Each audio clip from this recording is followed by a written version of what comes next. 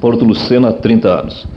Nesse dia 6 de agosto, quando o município completa 30 anos, nós estamos trazendo a palavra daqueles que ao longo do tempo tiveram a responsabilidade de administrar os destinos do município. E conversamos com o senhor Afonso Montini, segundo prefeito do município, no período de 1º de janeiro de 1960 a 31 de dezembro de 1963, quando o governo do estado estava sob a responsabilidade do Dr. Leonel Brizola e ainda com o Dr. Hildo Meneghetti.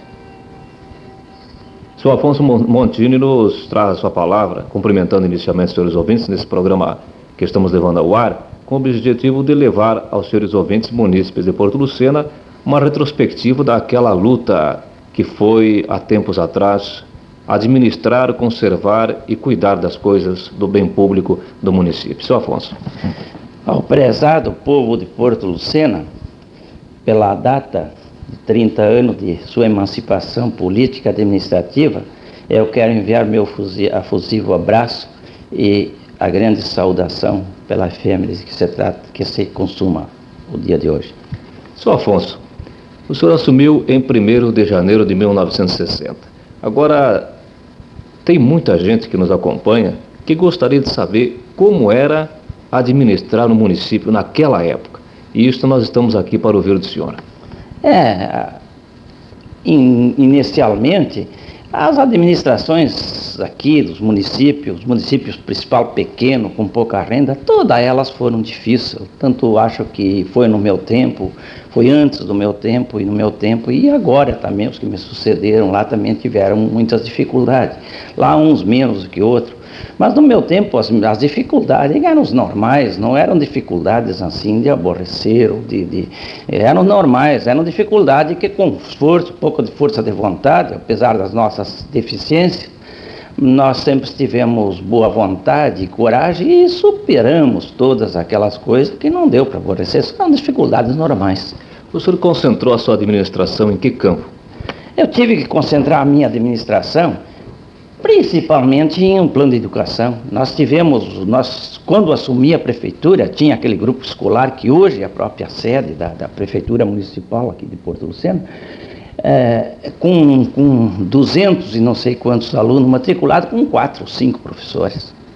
Uma deficiência enorme de professores, e não eram tanto por falta de pouca vontade, que era um grupo conservado pelo Estado, era uma escola estadual, mas era por falta de professores, que naquela época o Estado e todo o Brasil, não quero dizer todo o Brasil, mas o Estado passava por uma dificuldade, por um crescimento muito grande de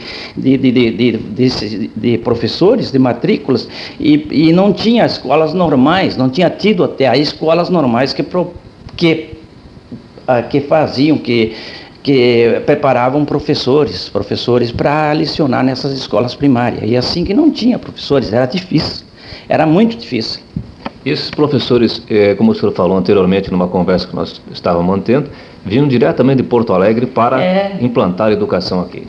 Antigamente, mesmo antes do meu tempo mesmo, vinham de Porto Alegre, e no meu tempo veio muito professores auxiliares de ensino contratados lá em Porto Alegre para lecionar nas nossas escolas aqui no interior, como na 1º de março, seção F, em outras escolas aqui no interior.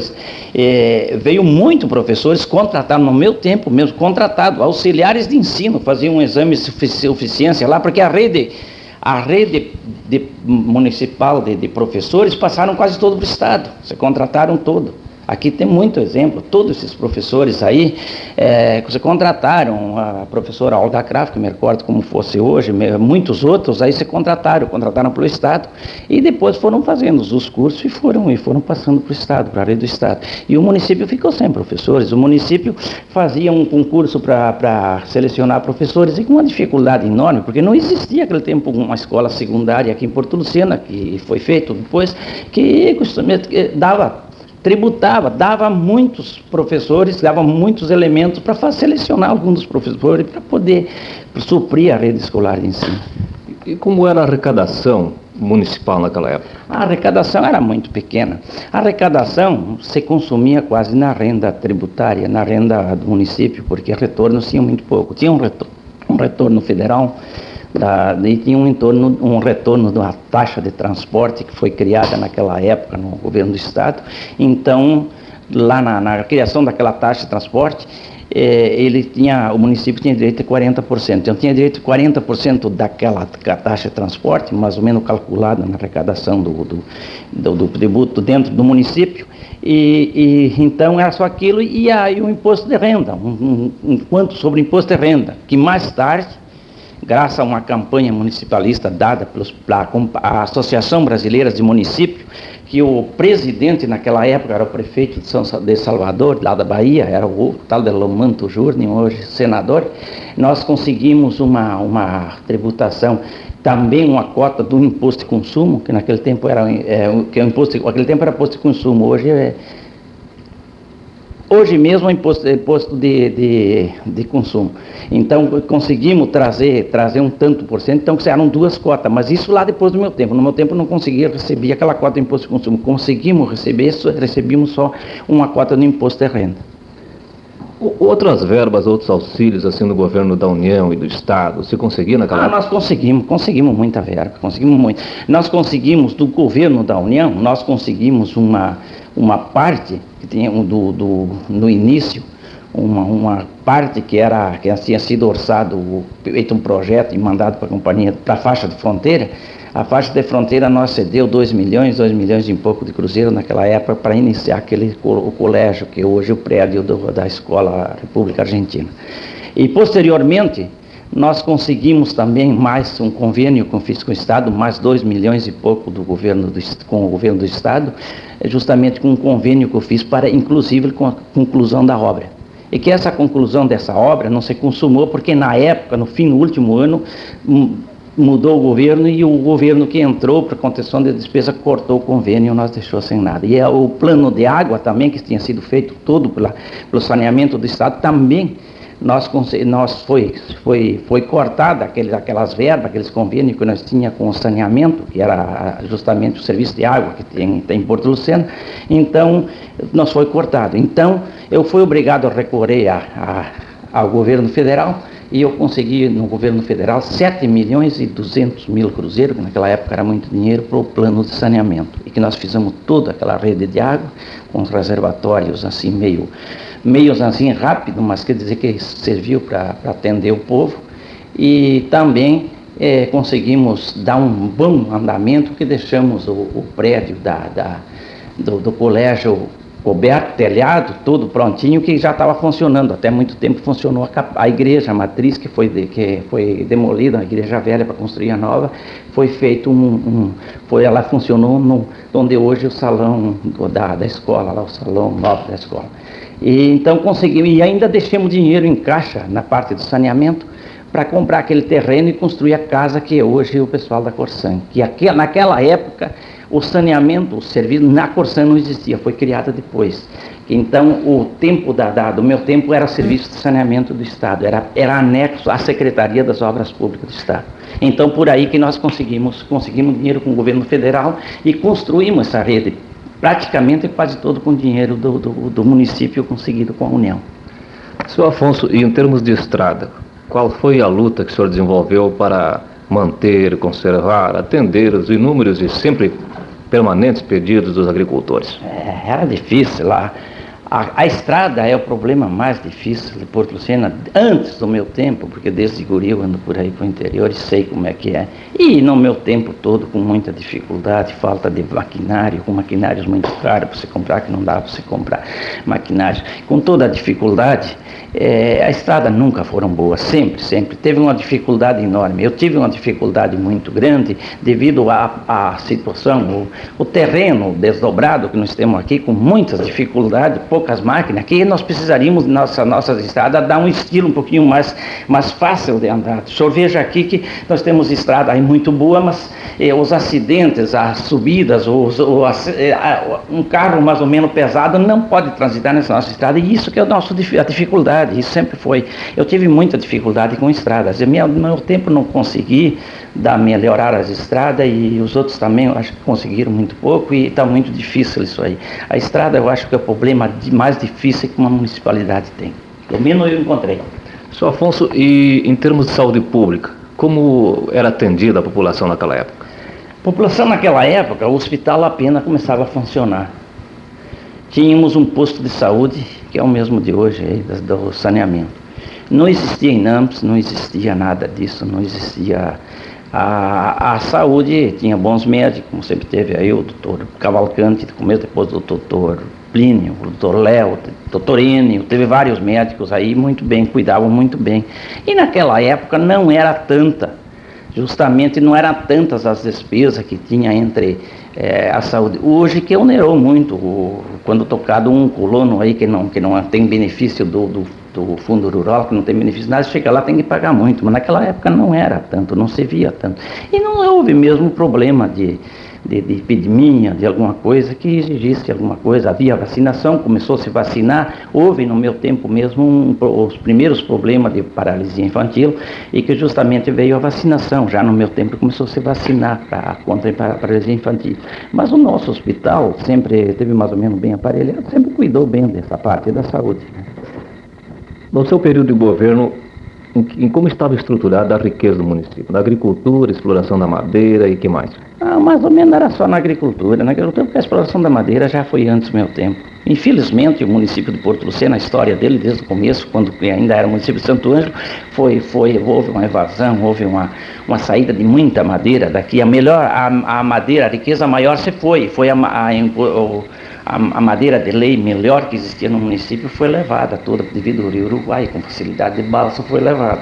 E no meu tempo já não tinha mais muita madeira, tinha pouca madeira. Mas a riqueza do município, mais ou menos a de hoje, não era tanto assim, porque não tinha mecanização naquela época, ainda não tinha tanto, mas era mais ou menos mais manual, mas era aí a riqueza de todo, a manutenção do povo de Porto Lucena se mantinha mais ou menos na agricultura, com um pequeno comércio.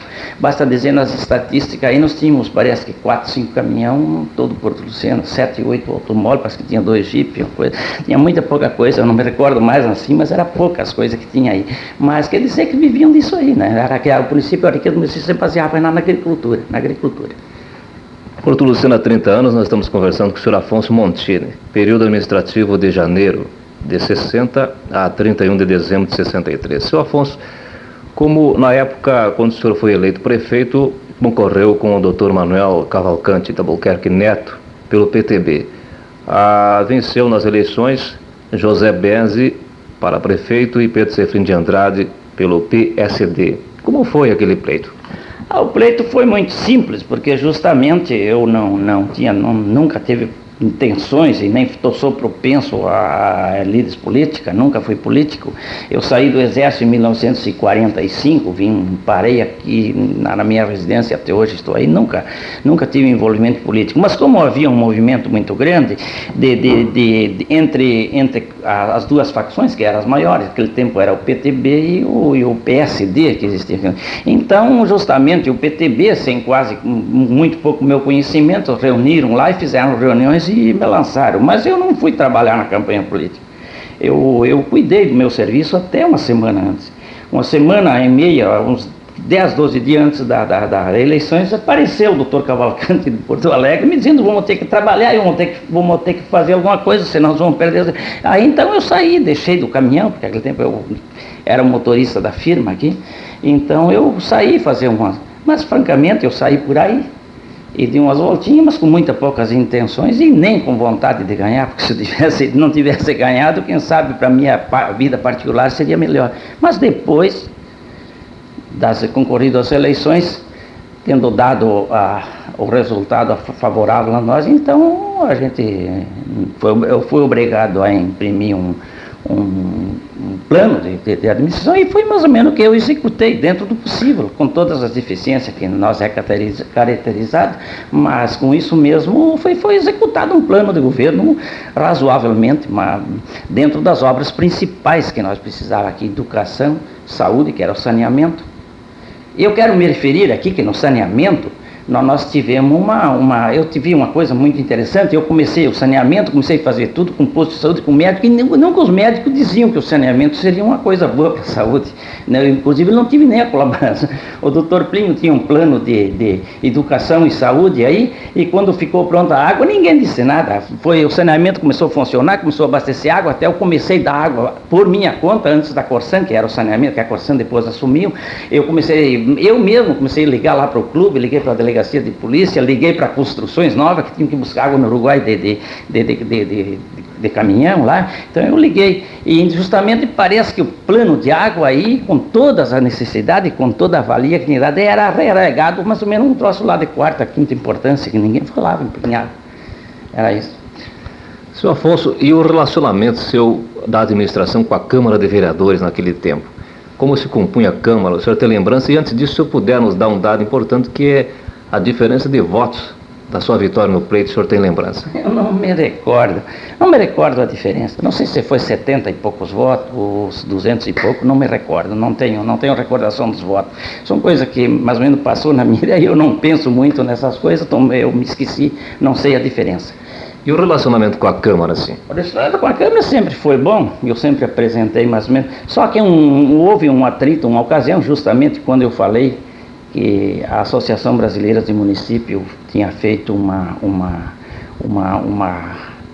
força para fazer uma importação de maquinárias agrícolas, e eu me associei na Associação dos Municípios. Eu quero retificar, o município de Porto Lucena se associou, com o meu intermédio, na Associação Brasileira de Municípios, para justamente nós participar de uma importação que eles tinham feito através do IBC, davam um café e traziam máquinas rodoviárias para a Checoslováquia.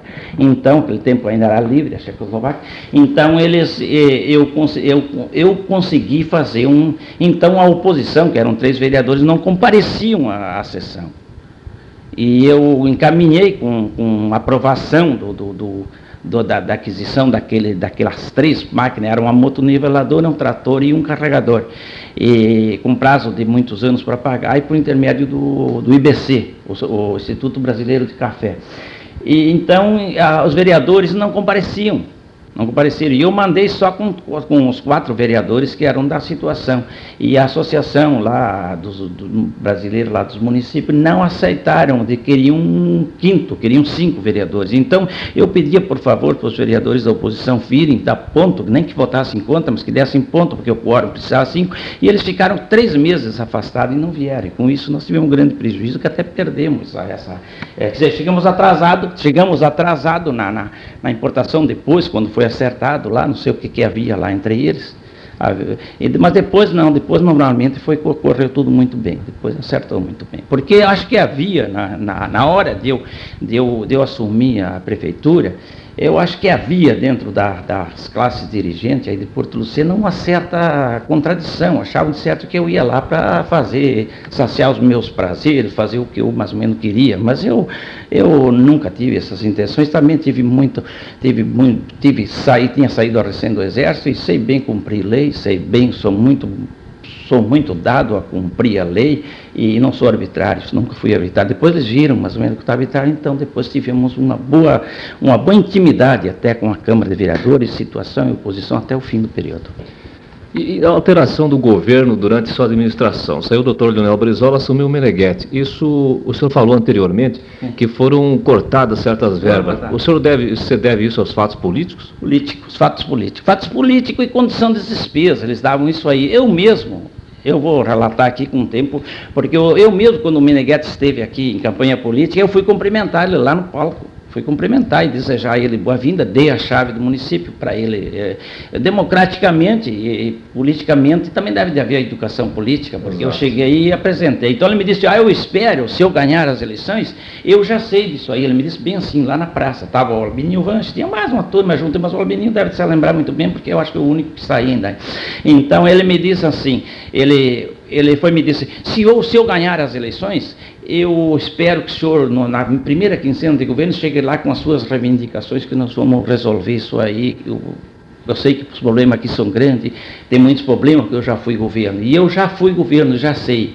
E escola, bem ou mal, já estão aí. O meu problema é a estrada. Eu quero ver se resolve o problema da estrada. Ele me disse isso. Então, nos 15 dias, assim como foi bem mandado, eu compareci lá ao governo do estado. Mas eu tinha tratado com o deputado Arionsto Jäger, que esteve aqui, e para ele acertar, para nós acertarmos. E ele foi muito pronto e tal. Quando eu cheguei lá, ele não teve tempo, não me assessorou. Não foi com o governador, não foi lá para o governador, mas eu tinha a audiência marcada, eu fui lá, conversei, acertamos. Quando eu saí, o problema do município mais era o ginásio e a água, e o serviço de saneamento, porque as outras coisas, mal ou bem, o município já tinha mais ou menos o controle. E então o governador reconheceu, eu levei uma fotografia, levei um relatório das obras em que pés estavam, levei tudo, e ele chamou o assessorador dele, que é o deputado Mardini. Hugo Mardini era rapaz moço, trabalhava com ele. Então ele me trouxe e me disse assim, está tudo certo, vamos estudar esse teu negócio aí, está tudo certo. Quando eu voltei para saneamento, lá para a CEP, a Secretaria das Obras Públicas e Construções de Pedra, me disse, não, o ginásio vai continuar, eu tinha um convênio, o ginásio continua. Quando cheguei na Secretaria das Obras Públicas, o doutor Plínio Tota, que era o diretor das construções da escola lá, ele me disse que tinha recebido um telefonema do governo do estado que tinham cortado o convênio, que o convênio não valia mais porque não tinha mais verba, era condição de despesa. E a água também foi por condição de despesa que eles iam parar, cortaram em outros municípios, cortaram em Horizontina, 3 de maio, foi feito muito depois, até muito mais tarde do que nós. Quer dizer que isso aqui, em síntese, repetindo de novo o que eu disse antes, que as águas estão aí porque eu consegui uma verba do governo federal de 7.200.000 cruzeiros para fazer essas obras aí. Seu Afonso, e na época, como era o relacionamento dos municípios vizinhos, assim? Estava muito bem. Os municípios se davam muito bem, nós fazíamos reuniões seguidas, fizemos reunião em Três Passos, fazíamos em Santa Rosa, fazia-se em Santo Ângelo várias vezes, mas sabe que aquela época não tinha justamente um troço uniforme, cada município tinha a sua receita, cada município tinha os problemas deles, né? Os municípios maiorzinhos, como Santa Rosa, concentrava toda a renda, toda a receita do município de Porto Luceno, de Santo Cristo e dos outros, e concentrava tudo, e eles faziam um movimento maior do que nós, os municípios eram um pouquinho mais. Posteriormente, com essa outra distribuição de renda, em parte, ela mais ou menos nivelou melhor, mas quer dizer que a concentração é que atrapalhou mais. E em termos de segurança pública, como estava o município no seu período? O meu tempo sempre teve um delegado, só uma simples delegacia aí, tinha uma estação de rádio da brigada que comunicava qualquer fato aí, nós nunca tivemos problema, sempre esteve muito bem. Mas é que todo o meu tempo que eu estive aí, eu acho que não houve nenhum crime, nenhum delito, nada. Foi muito bem.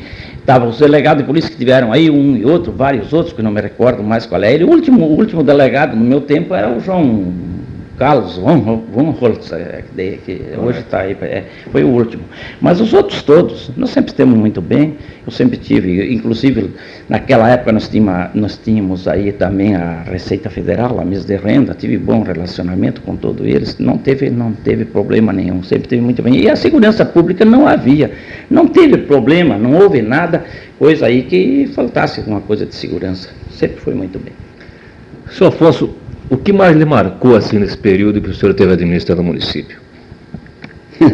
Eu assim sou obrigado a dizer que me marcou mais de tudo foi a falta de atenção a poderes públicos dado justamente na mudança do governo, quando mudou o governo do estado. Vinha um engenheiro de Porto Alegre para tratar de uma obra do município, chegava, falava com líder político da cidade, do partido dele, iam ver a obra e tudo, nem chegavam na prefeitura. E muitos deles, quer dizer, isso aí foi justamente com o meu sistema, com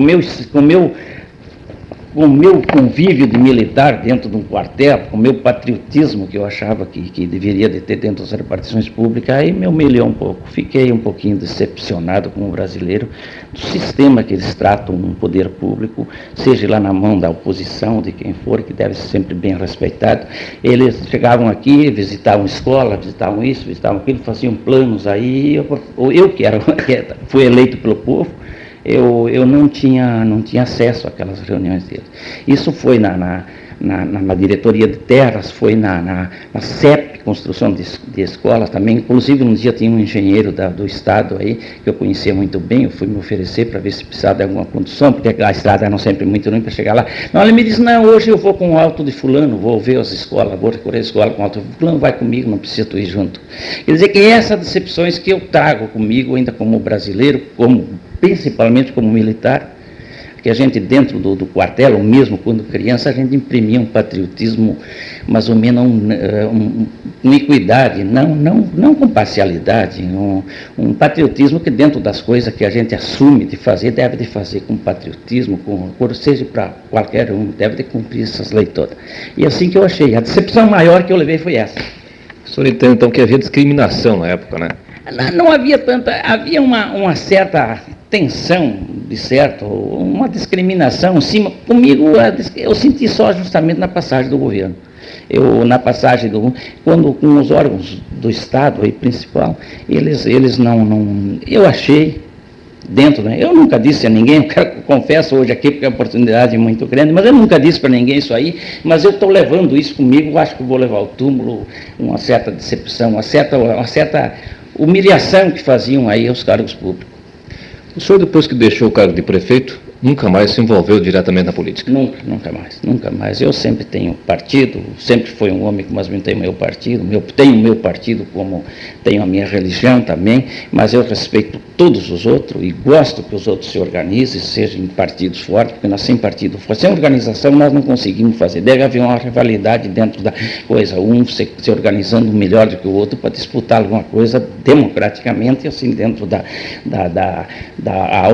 dentro da situação que se vive, porque se oscilou, se foi para coisas excepcionais, aí foi para outras coisas, o país passou por várias coisas de lá para cá, mas eu sempre fui assim, eu achei que deve de ser respeitado todo mundo, deve ter igualdade. Senhor Afonso, me ocorre agora também, na sua época, foi realmente criada a CNC aqui no município, a escola de segundo grau, não é isso?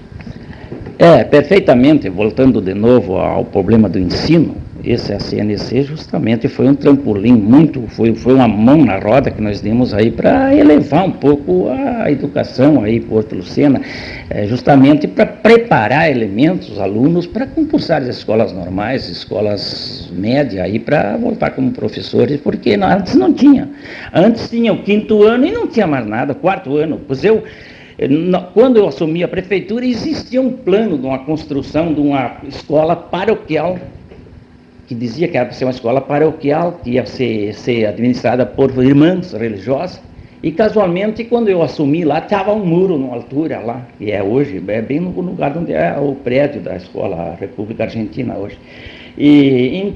E com a dificuldade que houve, justamente foi naquele ano que foi decretada, entrou em vigor aquela lei de diretrizes de base do Ministério da Educação, e então as irmãs que lecionavam nesses colégios aí, como lecionavam, e elas não tinham o currículo, elas eram práticas, elas tinham tudo isso aí, mas justamente as diretrizes de base proibiam, e elas ficaram desfalcadas de uma grande quantidade de professores que tiveram que fazer as faculdades, que tiveram que fazer o currículo completo para poder lecionar, porque naquele tempo tinham proibido devido àquela lei de diretrizes de base.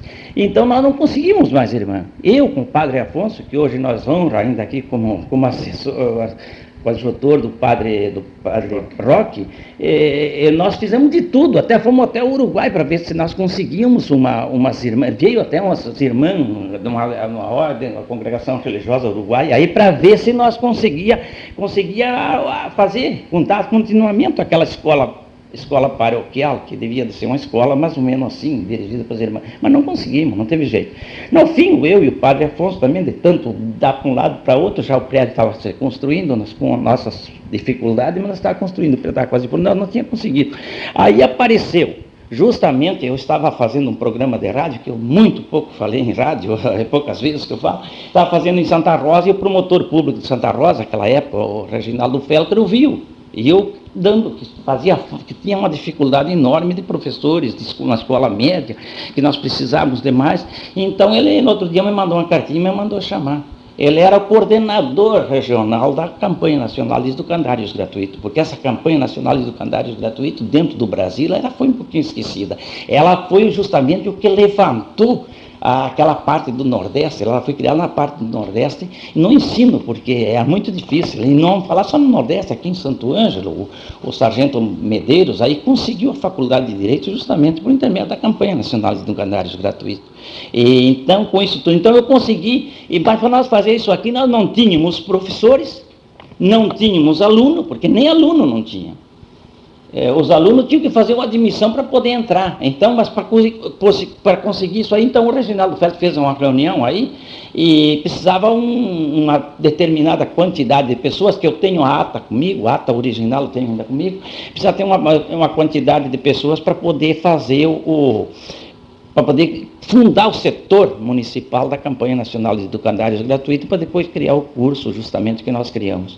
Então, nós fizemos tudo isso aí num dia, e foi feita a reunião, o padre Afonso colaborou muito, pediu muito, até eu fui buscar o Reginaldo Ferro, que o padre Afonso ofereceu para levar de volta, e nós fizemos essa reunião, fizemos a fundação do setor da campanha e depois criamos um curso básico, mas com a dificuldade de conseguir professores. Ainda nós tivemos muita sorte, parece que houve um benefício aí, havia vários funcionários de exatoria que eram economistas e outros já tinham sido, como o doutor Aladir Schmidt, que foi secretário executivo do Colégio Júlio de Castilho, estava aí como auxiliar de exatoria, e tinha o doutor Enio também, tinha o padre Afonso, tinha vários professores, então nós conseguimos, mas não tínhamos aluno para começar, nós tínhamos que fazer a matrícula. Então, conseguimos um normalista, eu fui lá em Alecrim, consegui na Secretaria da Educação, na Subintendência do Ensino Rural, consegui mais ou menos a disposição, assim que eles me davam, o professor Eugênio Vela, que hoje é o prefeito municipal, o nosso prefeito aí, que prontamente ele atendeu a vir, mas como não tinha lugar para ser lotado ele em Porto Lucena, porque ele fazia, porque aquele tempo era justamente repartido o subintendente do ensino rural e o ensino médio, e o ensino normal. Então ele foi lotado na Escola Catarina, ele ficou lotado, se não me engano, deve estar até hoje na Escola Catarina. Então ele foi lotado lá e deu a admissão, e ficou à disposição toda a vida, consegui a disposição dele, fez a disposição, ele fez a admissão, conseguiu, mas depois precisávamos de um professor, justamente credenciado para vir para dar o aval. Então fomos buscar de noite o professor Lentz, o Lauro Lentz, e veio o doutor Lauro Lentz, o professor Artman e o professor Zamboni, de noite nós fizemos um negócio, eles fizeram os exames todos dos alunos que passariam lá, então fizeram, mas depois precisava, assim mesmo, para a escola funcionar, precisava o visto, precisava a autorização do inspetor federal de ensino, porque essa escola comercial, ela é vinculada ao MEC, Ministério da Educação. Então, com isso, nós conseguimos, o inspetor-geral do ensino federal, naquela época, em Santa Rosa, era o professor Noli Ioner. E o Noli Ioner chegou e assinou. Continua funcionando a escola, a campanha, sem prévio, sem nada. O doutor João Pedro dos Santos, que era o inspetor-geral do Estado, e o coordenador era um tal de Lauro Paz, conheci muito mais, eles então, eu fui lá e contei a história, eles disseram, não faça improvisado, mesmo improviso. Então, um tempo lá, a campanha exigiu um escritório modelo, uma fotografia do escritório modelo, e nós conseguimos, entre nós todos aí, o diretor naquele tempo era o Pedro Zamboni, nós conseguimos tudo isso aí e pedimos as máquinas emprestadas de todos os escritórios de produção e fizemos um escritório modelo, batemos uma fotografia e mandamos lá e funcionou. Quer dizer que por esse meio que às vezes a gente tem que fazer algum trampolim para poder beneficiar alguém, né? Senão não dava para fazer isso aí.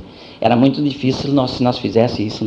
Então continuou a campanha, mas nós tínhamos o doutor Enio, era médico, foi casar, a esposa dele, que casou-se em Porto Alegre e veio, era diretora de um colégio lá em Porto Alegre, também mais ou menos igual desses da campanha, um professor igual ao Machado de Assis, ela era diretora, ela tinha dois títulos universitários, ela foi a diretora. O Aladir Schmidt era economista e foi secretário executivo do Colégio de Castilho. Então o professor Eugênio Velha, o professor Verla, o professor Artman, a professora, inclusive, a Belkis Vanche, que era diretora do grupo escolar, ajudou a lecionar, a Berenice Bezzi, e muitos outros que eu não quero deixar para trás algum, porque eu não era professor, eu não estava lá, e eles missionários, deram uma mão muito grande. Esses homens justamente que devem de aparecer lá dentro do colégio, dentro da Escola República Argentina, esses que começaram. Esses que fizeram o começo com muita dificuldade, porque não ganhavam quase nada, ganhavam muito pouco, aquele ganho deles era uma significância, mas eles prestaram um grande serviço à população de Porto Lucena de hoje. E, no entanto, o matriculado para fazer o primeiro básico foi o Valdito Bordim, o Pedro Zamboni, o Eugênio Rigo, que hoje é diretor da escola, se não me engano, o que está me entrevistando aqui também foi um deles, o Trofim Zaboloski, e o irmão, seu irmão que está lá o Armin está em Porto Xavier, ou mais uns outros que foram justamente os que fizeram. Eu acho que com isso aí, mais ou menos, eu estou mais ou menos dentro de um troço. Então foi feito e foi continuado. E depois a campanha queria expandir. Nós conseguimos até, inclusive, a campanha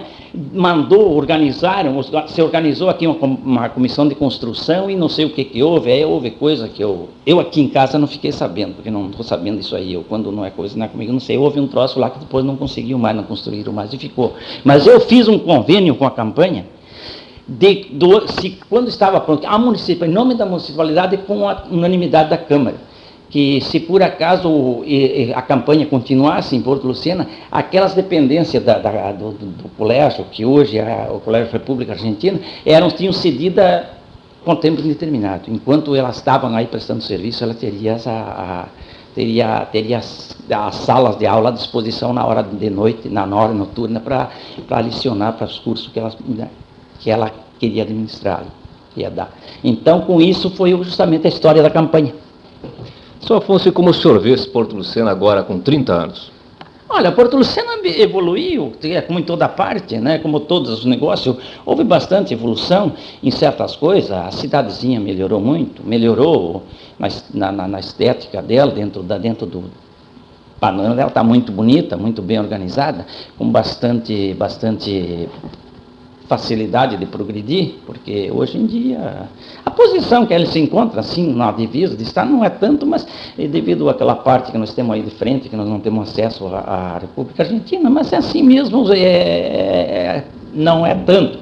Mas a Porto Lucena está melhorando muito, na agricultura melhorou muito, em si o seu povo ficou bastante melhor, está com uma boa perspectiva de melhora. Graças a Deus, eu acho que nós vamos cada vez melhorando, né? Assim como em todo o Rio Grande e todo o Brasil. Um projeto que tem sido muito badalado e que não se concretiza, que poderia dar um impulso maior para o município, é a questão do asfalto, né, Sr. Afonso? Infelizmente isso aí, né? Isso aí, eu vejo isso com pesar, porque eu aqui estou fora, estou meio longe, e às vezes eu vejo justamente alguma determinações que deveria ser encarada com muito mais seriedade daí. Não é só da parte do município, aí, do prefeito, dos vereadores, é da parte da classe toda de Porto Lucena, o comércio todo, a classe dirigente, os homens aqui de Porto Lucena deveriam se unir mais fácil, eles deveriam de reivindicar mais esse asfalto. Esse asfalto não é coisa muito demais, só precisaria justamente... eu não quero dizer numa época atual, porque essa época agora é uma época meio difícil. Não é porque normalizar que as águas vão para o lugar e que ficar mais ou menos... Nós deveríamos se unir todo Porto Lucena. Eu já estou aqui já com bastante idade, meio fora das coisas, mas se unir todo Porto Lucena e reivindicar lá no Ministério do Transporte, nos órgãos competentes, para ver se sai esse asfalto, porque esse asfalto é uma coisa que nós precisamos. Eu viajei para o Paraná há muitos anos, viajava dentro daqueles matos, puro mato, onde não viajava quilômetros e quilômetros dentro dos matos. Hoje é cidade, hoje é asfalto, não tem mais nada de estado eterno, e nós aqui continuando eternamente nessas pedras aqui, que para nós, sermos proprietários de caminhão, isso é uma calamidade, isso tritura todos os pneus e tem uma dificuldade, tem um prejuízo em relação aos outros que têm asfalto, tem um prejuízo muito grande, não temos qualidade de competir com os outros aí, por causa disso aí, nós temos um desgaste muito grande hoje, que está muito caro tudo, pneu, está muito caro caminhão, tudo é difícil, nós deveríamos fazer isso aí, eu sempre estou de acordo, as minhas firmas aqui sempre fizeram, apesar que eu sempre fui quando fui convidado, porque nunca fui lá improvisar ou querer modificar qualquer coisa, a prova está aí, faz 26 anos que deixei do município e nunca fui lá dar alguma ideia ou fazer alguma coisa. Agora, quando sou convidado, eu sempre vou. Eu sempre fui. Senhor Afonso, ainda nós temos para abordar, dentro do seu período de administração, afora os aspectos já analisados, muito informalmente, nesse programa que estamos levando ao ar hoje, dia em que Porto Lucena completa 30 anos, é o que diz respeito à comunicação, pois foi no seu período que a Rádio Navegantes começou a funcionar. Também nós temos o aspecto da telefonia rural, e de sua própria voz nós vamos ouvir então a análise destes aspectos. Perfeitamente. As comunicações eram muito difíceis naquela época aqui, devido que nós tínhamos aqui uma estação de telegrafia da rádio da Brigada Militar, que nós fazíamos isso aí em casos oficiais, mas em casos assim, eles não operavam com muita pouca dificuldade, casos de emergência. Então nós não tínhamos isso aí. E com o telefone era muito difícil, mas com a ideia sempre dinâmica e extraordinária do Padre Afonso, que era o pároco daquela época, ele imprimiu dentro uma ideia de fazer uma telefonia rural municipal aqui em todas as comunidades. E justamente foi feito com o auxílio da prefeitura, justamente o povo todo ajudou a fazer, o povo doava de uma comunidade para outra, dava os postes, fazia uma rede até lá, e a prefeitura deu uma verba, e a paróquia conseguimos comprar os aparelhos, comprar as mesas, 2 mesas, uma estava no Catarina, estava aí com 20 terminais, e conseguimos fazer uma telefonia. Ela durou um tempo que servíamos muito bem, porque qualquer coisa se telefonava, tinha um sinal conveccionado, 1, 2, 3 batidas, então já sabia quem ia atender, não precisava atender, era tudo coligado, não tinha nada de segredo, mas era uma comunicação rápida, em caso de qualquer coisa, era muito bem feito. Mas depois mudou, o Padre Afonso saiu, veio outros aí, e abandonaram, deixaram, basta dizer que não tem mais nada. Aí você foi toda aquela rede, as mesas, não sei onde é que estão, os aparelhos, eu até tenho um aparelho, e o aparelho, as comunidades compravam o aparelho, custava 20 mil cruzeiros um aparelho naquela época. 20 mil cruzeiros. Então, nós recebíamos, as comunidades compravam. Mas depois caiu, terminou tudo. As comunicações por telefonia rural foi uma pena, porque se tivesse tido a rádio aí e a telefonia rural no interior lá, qualquer um telefonava lá para a rádio comunicava, era muito mais fácil, tinha mais comunicação. E quer dizer que isso foi feito, mas infelizmente não foi conservada, e foi uma pena, não é uma pena, porque o povo servia-se disso aí. E a rádio Navegante, casualmente, isso aí, a Diocese de Uruguaiana, naquele tempo nós pertencíamos ainda à Diocese de Uruguaiana, e o bispo da Diocese era o Dom Luiz Felipe de Nadal. Ele conseguiu, lá dentro daquela dinâmica dele também de comunicações, era um homem de muita comunicação, conseguiu um canal lá para a Rádio São Miguel de Uruguaiana, e conseguiu também uma para Porto Lucena, uma para essa região toda, aqui dentro da Diocese dele, e ele mesmo, com a sua benevolência, assim, escolheu Porto Lucena para dar esse canal. E então eu como prefeito, e mais o padre como pároco, nós demos uma obra para se preparar para chegar na altura de conseguir esse canal, porque tem várias determinações do CONTEL. O CONTEL é um órgão muito rigoroso, negócio, e não podia se fazer, improvisar coisa que depois vinha uma inspeção aqui e que não está certo. Então nós fizemos mão à obra, precisava justamente uma primeira determinação da CONTEL, que dentro da cidade precisaria existir 5 mil habitantes dentro da cidade. E agora, se tem 5 mil habitantes em Porto Lucena hoje, não sei, mas que no meu tempo não tinha. Então eu fui obrigado a pegar um agente de estatística e conseguir improvisar um negócio e emendar para não perder isso aí. Quer dizer que isso já que passou muito tempo. Mas nós justamente precisaríamos ainda organizar uma comissão dentro de Porto Lucena para fazer funcionar essa rádio. Que tanta polêmica deu que até hoje não sei se está legalizado isso aí, uma fundação parece que foi indo para o lado melhor. Então nós mandamos um cidadão, um senhor lá, que eu não quero fazer o nome dele, mas eu posso fazer o nome dele, era o meu sócio, Bruno Islão Malinowski, que esteve lá em Uruguaiana uns 4, 5 dias. Depois teve o professor José Artman, esteve lá também junto com o bispo para tratar. Então eles deram uma minuta de uma sociedade, CPOL chamava-se, que era para justamente manter, para deslocar, desvincular o canal da Rádio de Uruguaiana para a Rádio São Miguel de Porto Lucena. E nesse meio de tempo, na organização foi feito, a prefeitura fez de tudo, e também foi, no meio de tempo houve um atrito lá entre a comissão. A comissão foi feita assim, foi o padre Afonso que fez, escolheu os membros delas, um presidente, um secretário, um tesoureiro e um conselho fiscal lá e não sei o que mais, como justamente aquela minuta, aquele documento que trouxeram lá de Uruguaiana mandava. Então foi feito isso aí, mas houve um atrito entre os administradores, então saíram então eles elegeram uma nova diretoria. Essa nova diretoria eu não me lembro quem foi, mas eu sei que engavetaram aquela CPUL e ficou. E ao bem da verdade, o padre Valdemar sabe bem certo, lá no Contel houve a revolução, houve isso aqui, esqueceram a Rádio São Miguel de Porto Lucena, ficou então, a Rádio Navegantes de Porto Lucena funcionou como Rádio Navegantes, e assim, foi funcionando, fazendo o possível. Todo mundo, os que eram designados para ser diretores, o responsável daquilo, fizeram o possível de fazer, de botar ela para frente, mas como, sim, de fundo, ela não tinha um fundo legal, um fundo ainda estabilizado, veio várias personagens, aí o reverendo padre Tiago e vários outros aí que tiveram e não conseguiram, depois foram embora e deixaram assim. Posteriormente, então, quando mais tarde apareceu-se as inspeções aí do Contel e justamente constataram que não havia, então foi trabalhado muito, a comunidade de Porto Lucena toda ajudou, o pessoal de Porto Lucena ajudou para conseguir essa fundação. Essa fundação, eu acho que é um trampolim justamente que nós vamos dar a legalidade para a Rádio Navegante funcionar, que hoje é Rádio Navegante, antes era a Rádio São Miguel. Mas deu muito trabalho porque essa estatística que nós tínhamos que dar, a posição que nós estávamos aqui, exigia inclusive da Argentina, que nós tínhamos o consentimento da Força Aérea Argentina, que a torre daí de 45 metros não prejudicava os voos normais das naves argentinas, dos aviões argentinos. Então, nós tivemos que fazer isso aqui, tivemos que trazer de Buenos Aires essas certidões com muita dificuldade de conseguir, trouxemos e fizemos.